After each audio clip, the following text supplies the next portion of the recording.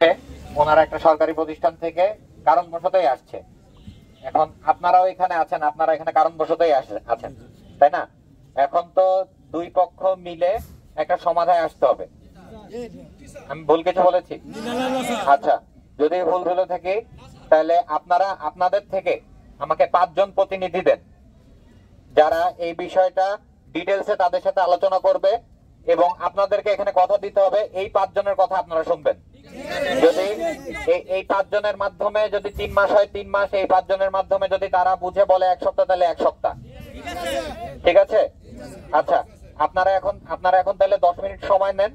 আপনারা 5 জন প্রতিনিধি আপনাদের মধ্য থেকে বের করেন, বের করে এখানে সামনে আসেন। আর আরেকটা কথা বলে রাখি, অতিরিক্ত ভয় পাওয়ার কোনো কিছু নাই, ঠিক আছে? যাদেরকেই দিবেন না কেন তারা আমার সাথে যাবে, তাদের ভয় বা নিরাপত্তার কোনো ঝুঁকি এখানে নাই, আমি আবারও বলে রাখছি, ঠিক আছে? আপনারা 5 মিনিট সময় নেন। এখানে আসছি, এখন যদি আইন শৃঙ্খলা ভঙ্গকারী কোনো পরিস্থিতি আপনারা তৈরি করেন, তাহলে আমি পরিষ্কারভাবে বলে দিচ্ছি, আমি আপনাদেরকে এখানে রেখে চলে যাব। আমার কথা বুঝতে পেরেছেন? আমি এখান থেকে চলে গেলে, আমি এখানে থাকলে যেরকম একটা নিরাপত্তার ছায়া সবার উপরে থাকে, এখানে তো সবাই নিশ্চিন্তে কথা বলতে পারতেছেন না, কারণ সবাই জানেন যে সেনাবাহিনী এখানে এসেছে, কারো কোনো ক্ষতি হবে না। কিন্তু আপনারা যদি এভাবে চিল্লাচিল্লি করতে থাকেন, যদি মানুষের মতো, সাধারণ মানুষের মতো কথা না শুনেন, যদি চিল্লাচিল্লি করতে থাকেন, যদি বিশৃঙ্খল হয়ে থাকেন, আমি এখান থেকে আমার লোকজন গুছানে চলে যাব। তারপরে এখানে আপনাদের বিষয় আপনারা কি বুঝবেন। এখন আপনারা যা যা বলার প্রয়োজন আপনারা ওনাদের সাথে কথা বলেন, আমাকে জানান কি করতে চাচ্ছেন। আমি কি বুঝতে পেরেছি?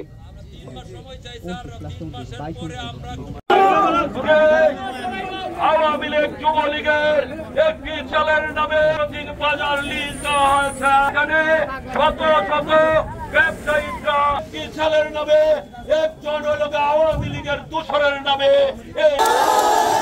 আর সেই ছেলের লিজ পুনর্বহাল করে বুঝাইতে পারছি? তাহলে আমি 5 মিনিট সময় দিয়েছি, এটা অনুযায়ী কাজ করবেন প্লিজ। Thank you.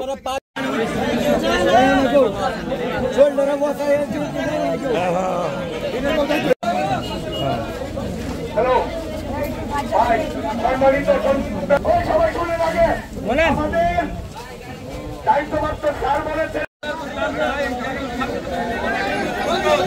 আপনারা সুবিধা আপনাদের দিয়ে যান সবাই।